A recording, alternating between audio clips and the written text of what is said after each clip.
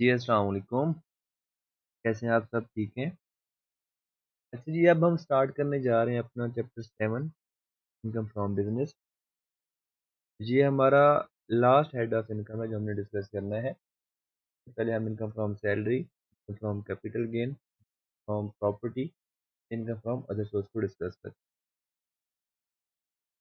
Income from business काफ़ी lengthy और detail आपका हेड है, 2 चैप्टर्स हैं इसके। चैप्टर 7 है, पार्ट 1 के नाम से उन्होंने नाम दिया हुआ है एंड चैप्टर 8 है जिसको उन्होंने पार्ट 2 के नाम से नाम दिया हुआ है। इनकम फ्रॉम बिजनेस में आप नॉर्मली अकाउंटिंग में किसी भी बिजनेस की अकाउंटिंग पढ़ के आ रहे होते हैं कि एक बिजनेस की हम इनकम को किस तरह से कैलकुलेट करते हैं। सेल्स रेवेन्यू, उसमें से हम लेस करते हैं एक्सपेंसेस। एक्सपेंसेस कुछ हमारे कैश वाले होते हैं, कुछ हमारे नॉन कैश होते हैं। कैश वाले जो हम एक्चुअली में पे कर रहे होते हैं, सैलरी एक्सपेंस हो गया, रेंट हो गया आपका, आपके अंदर जो आप कंज्यूमेबल यूज़ कर रहे होते हैं बिजनेस के अंदर, वो आपका एक्सपेंस होता है। जैसे आपकी इन्वेंट्री कंज्यूम हो रही होती है। कुछ आपके एक्सपेंस होते हैं नॉन कैश बेसिस पे, जो आपके एस्टिमेट होते हैं। नॉन कैश में आपका रहता है डेप्रिसिएशन, आपके अमोर्टाइजेशन, ठीक है। आपका सिमिलरली जो लॉस आ जाता है, गेन लॉस ऑन डिस्पोजल, आपका नॉन कैश है, नॉन मॉनेटरी लॉस है। सिमिलरली आपका जो गेन है, कुछ इनकम्स हैं जो आपको एक्चुअली में रिसीव नहीं हो रही होती, लेकिन आप उनकी इनकम रिकॉर्ड कर रहे होते हो। तो गेन ऑन डिस्पोजल है आपका। आपका सिमिलरली रिवैल्यूएशन गेन है, आपका रिवैल्यूएशन लॉस है, FF1 में पीपी में पड़ा होगा।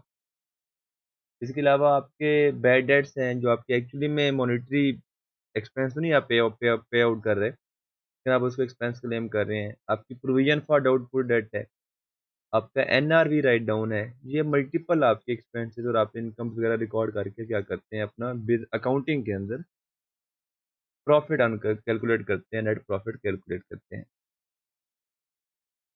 टैक्स में भी बिजनेस वही चीज़ है जो हमने अकाउंटिंग में पढ़ी थी। टैक्स भी इस तरह से अकाउंटिंग की कहता है कि हाँ जी, आपने अपने रेवेन्यू लेना है, आपने अपनी कॉस्ट ऑफ सेल लेनी है, आपने अपने एडमिन और जनरल एक्सपेंसेस लेस करने हैं एंड फिर आप कहाँ पर पहुंचेंगे, टैक्सेबल प्रॉफिट पर पहुंचेंगे।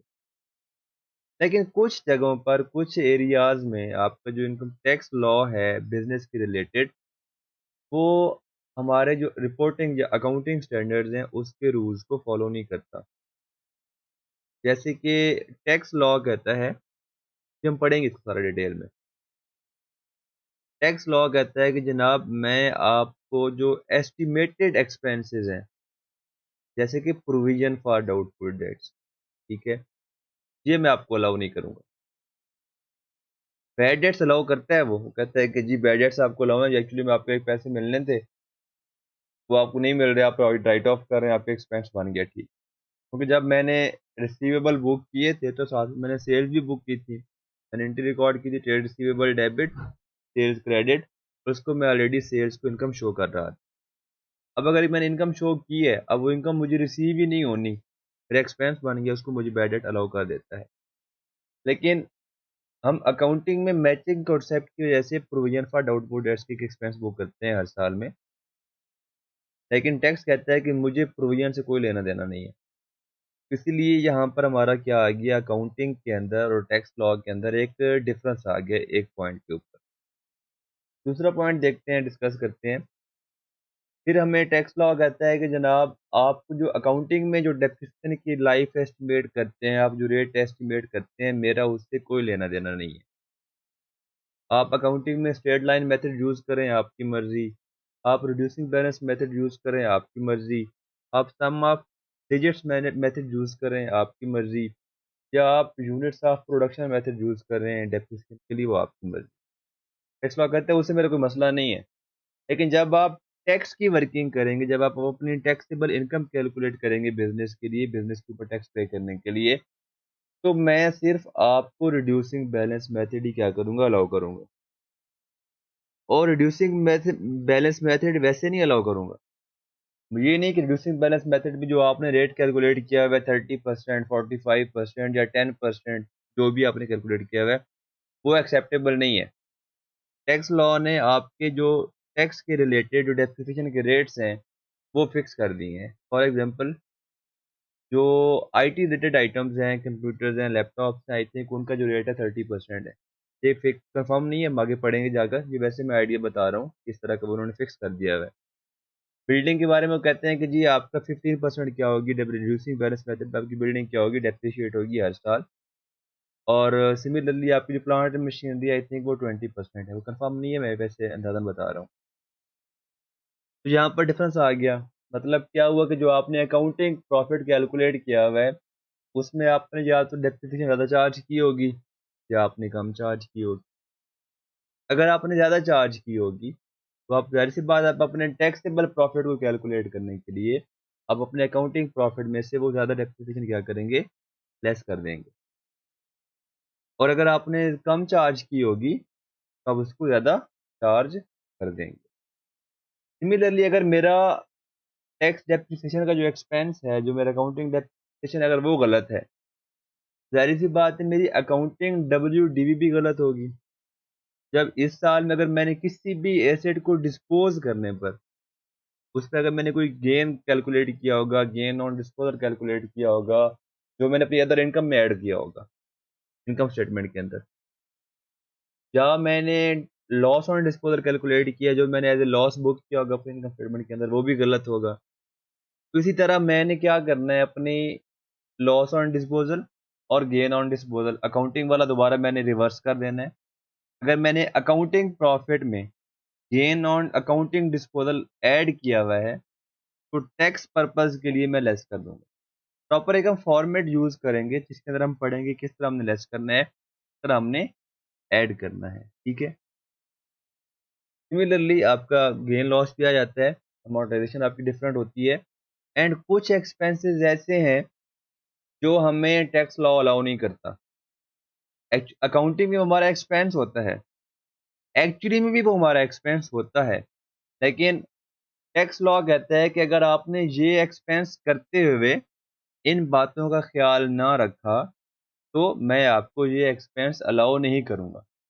अगर मेरा एक एक्सपेंस वो डिसअलाउ कर रहा है, मतलब क्या हो गया, लेट्स सपोज़ मेरी अकाउंटिंग प्रॉफिट है मेरा ₹100। अब मैंने सैलरीज़ ऐसी पे की हैं ₹30 की, जो मुझे लॉ कह रहा है कि अलाउ नहीं है। अब अगर मेरी डिसअलाउ हो गई हैं, अब अकाउंटिंग प्रॉफिट में तो मैंने लेस की हुई हैं, अब मैं उसमें ऐड कर दूँगा। अगर मेरा वो एक्सपेंस नहीं है, मतलब क्या हो गया, लॉ कह रहा है कि वो आपकी इनकम है। मेरी इनकम बन गई ₹130। अगर मेरी इस तरह से एक्सपेंस डिसअलाउ हो रहे हैं, मेरा टैक्स भी क्या करेगा, ज़्यादा बनेगा। अब वो कौन-कौन से केसेज़ हैं, जिसमें मेरा जो लॉ कह रहा है कि ये आपको एक्सपेंस अलाउ नहीं होगा, ये हम चैप्टर 7 में पढ़ेंगे। अब चैप्टर 7 में कौन-कौन सी चीज़ें कवर हो रही हैं, हम वो पहले देखते हैं, आपको मैं बता देता हूँ। चैप्टर 7 में आपकी कवर हो रही है डेफ़िनेशन, उसके अलावा आपका एक बिज़नेस की 2 टाइप्स वहाँ पर डिफ़ाइन की गई हैं, स्पेकुलेशन बिज़नेस और नॉन स्पेकुलेशन बिज़नेस। अब ये दोनों क्या होते हैं, हम आगे चल के नेक्स्ट वीडियो में डिस्कस करेंगे एंड फिर हमने इसमें डिस्कस करना है कि कौन-कौन सी डिडक्शंस, मतलब एक्सपेंसेस टैक्स लॉ हमें अलाउ नहीं करता और वो कौन-कौन सी सिचुएशंस हैं जिसमें एक एक्सपेंस हमें डिसअलाउ हो सकता है एंड वो कौन सी सिचुएशन है जिसमें वही एक्सपेंस हमें अलाउ हो सकता है, हम वो भी एग्जांपल के साथ डिस्कस करेंगे। फिर लॉ कहता है कि आपकी कौन-कौन सी डिडक्शंस हैं जो अलाउएबल हैं, लेकिन वो किस लिमिट तक अलाउएबल हैं, हम वो डिस्कस करेंगे।